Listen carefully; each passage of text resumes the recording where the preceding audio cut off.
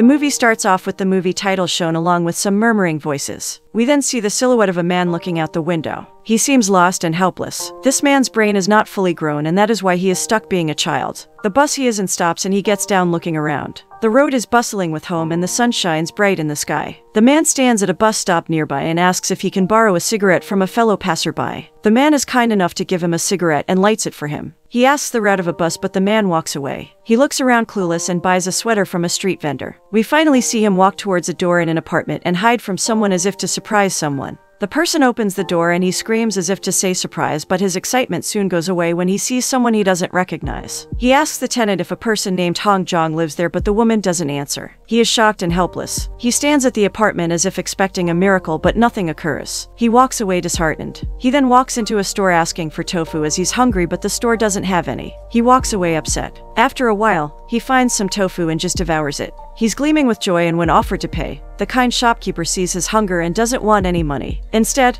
the shopkeeper hands him some milk as well to eat slowly. He eats his food and walks to a telephone booth where some girls are chatting. He asks them to lend him some money, but the girls walk away quickly as they're afraid of him. The man is disappointed but doesn't say anything. The scene changes to him in a restaurant, assuring the owners he wouldn't run away. He tells them his brother would come as soon as he picks up the call, but his brother doesn't receive the call at all. The owners are mad that he ordered food with no money. The cops arrive soon and the man tries to run away, but they catch him and bring him back. The cops arrest him and search his stuff. Apparently, his name is Hong Jong-do and has just been released after his sentence. 3 convictions of attacking, attempted using a girl, and involuntary manslaughter, where he claims he hit a worker at dawn after not seeing them on the road. He's finally free after serving 2.5 years in jail. The cops ask for his family, where he says they moved and changed their number too. He has no one and his brother never called back. He's heartbroken as he can't even reach his family. Soon, his brother comes in and he's ecstatic. His brother pays and they get out of there in his car. He asks his brother to not be angry and they soon reach their house. The door opens to reveal his mother and Jong-do hugs his mother tightly. He finds out his brother was laid off from work and they had to sell their apartment and now live in a shabby place. His family welcomes him, but soon we realize they don't really want him there. He gives his mother the same sweater he bought earlier as a present, but no one seems happy that he's returned. None of his friends want to have any connection with him. His brother tells him he needs to grow up and that his actions have consequences. Jong-do understands this and agrees to get a job.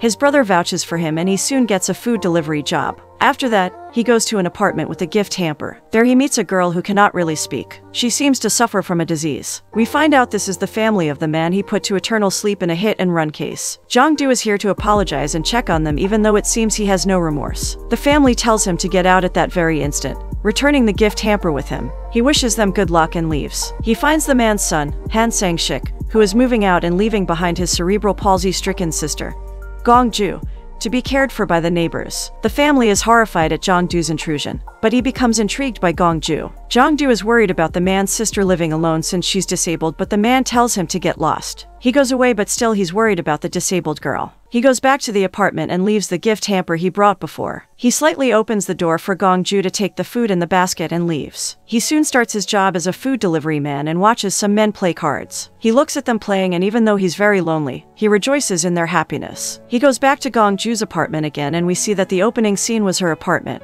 Jong-do contemplates going in to check on her but doesn't, and drives away. He sees a shooting going on and a mishap happens as he's trying to speak to them. He falls from his bike, injuring himself. His brother scolds him for being so reckless. His sister-in-law then confesses none of them like him near, since they had no worries and they all liked their life without him. Jong-do is extremely hurt by this but doesn't say a word. The next day, he walks to Gong-ju's apartment again to give her some flowers. He lies saying it's a delivery so that he can check on her. The neighbor takes care of her and he leaves. He cannot stop thinking about the poor disabled girl and keeps going back. He's intrigued and worried about her. He goes to her apartment again to meet her. He tells her he likes her and wants to know her better. The girl seems to be appalled, but Jong-do continues, saying he's found her pretty ever since he saw her. He awkwardly makes conversation and leaves his card for her to call him if she wants. Leaving, he notices and becomes interested in her feet, claiming to have never seen a woman's bare foot before. Gong-ju is startled and distressed at this extremely invasive comment from a complete stranger. Trying to pacify the startled Gong-ju, Jong-do loses control and starts to use the helpless woman,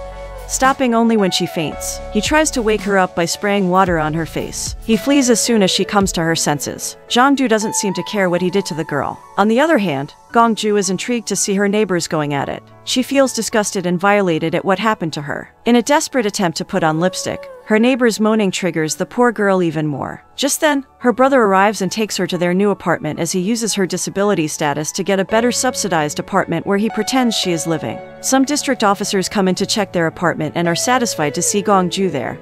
While not knowing the truth, her brother throws her back into her apartment after the officers leave. At the apartment, Gong-ju calls Jong-do to ask him something and he immediately shows up at her apartment. There she asks him why he'd bring her flowers, to which Jong-do says he really doesn't know. He asks for forgiveness and they chat for a while. Jong-do says her name means princess and that's what he would call her as Gong-ju starts calling him a general. They are on good terms and Jong-do takes Gong-ju out for a while where she feels free and elated. She stares at the deep blue sky in awe. Then, Jong-do meets a pastor who prays for him and his sins. Deep down, Jong-do asks the Lord for forgiveness for what he did to Gong-ju. Fired from his job after crashing the scooter, Jong-do is given the opportunity to work in his brother's auto repair shop, where he also sleeps at night. Jong-do visits Gong-ju a lot and helps do her chores. They chat and talk about their favorites. When her neighbor comes in, Gong-ju lies about having no one around and soon she leaves. Gong-ju and Jong-do get closer. They sing together and Jong-do spends most of his time with her. They're really happy together despite their flaws. Gong-ju tells him how frightened she is of a shadow from a tree outside her window. Jong-do promises her that she no longer has to be afraid because he will make the shadows disappear by magic. Jong-do leaves at night and yet they talk on the phone the whole night.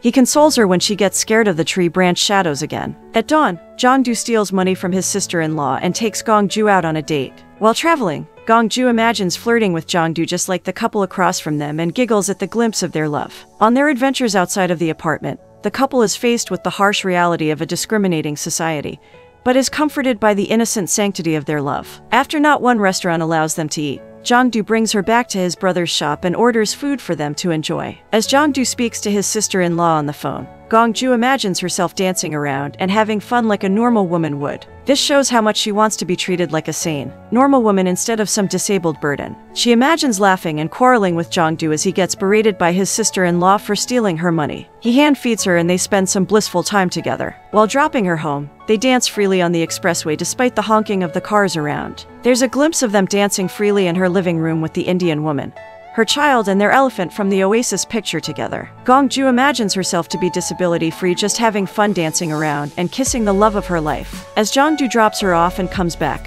his brother berates him for taking the customer's car, and they heavily apologize to the car's owner as he leaves with his car. When Jong-do naively brings Gong-ju to his mother's birthday celebration, tempers flare and we learn that his older brother was the actual culprit of the hit and run.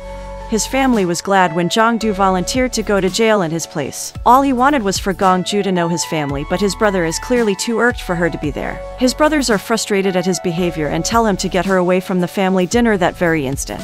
Jong-do refuses, but his brothers insist. Jong-do walks away from the conversation and feeds Gong-ju as a guest nonetheless. Jong-do refuses to be a part of the family photo when Gong-ju isn't allowed to be in it. He carefully takes her and drops her home after having fun with some karaoke and cheering Gong-ju up after she'd been mistreated by his family. Wanting to be treated like a woman, Gong-ju asks Jong-do to sleep with her back to her apartment. Jong-do agrees and they have some romantic moments. That's when her brother arrives on a surprise visit and chaos erupts. Jong-do is arrested and charged with using a handicapped woman. Gong-ju's family and the police ignore Gong-ju, who is too overcome with emotion and distress at the misunderstanding to make herself heard or understood. All of them think she's traumatized after the obvious incident. Gong-ju's brother asks for money to sweep this case under the rug, but Jong-do's brother doesn't want to pay up. Gong-ju tries to tell the truth, but she's not capable of it. She's in a lot of pain seeing Jong-do get prosecuted. She panics and has a seizure as the police take Jong-do away from her. In a final burst of passion, Jong-do escapes from the police and rushes to Gong-ju's apartment. Jong-do holds a woman captive and snatches away her phone at a desperate attempt to contact Gong-ju, but in vain. Gong-ju stares at the oasis and his promise to cast the shadows away. But suddenly, the tree's shadows start falling off and we see the couple reaffirms their love as Jong-do fulfills his promise of making the shadows disappear by climbing the tree and cutting the branches off. Gong-ju is trying her hardest to look at Jong-do and to prove his innocence, but it's to no avail. Her heart aches as the only man who loved her is being taken away. Soon enough, Jong-do falls and is hauled off to prison, having committed several additional crimes in his trip to see Gong-ju, whose exoneration can no longer fully protect him. In the last scene, Gong-ju is cleaning her apartment alone, while Jong-do's voice is heard reading a letter to her, promising to come back when he is released and showing how much he loves her. For more movie recaps like this, like and subscribe and recaps to help the channel out.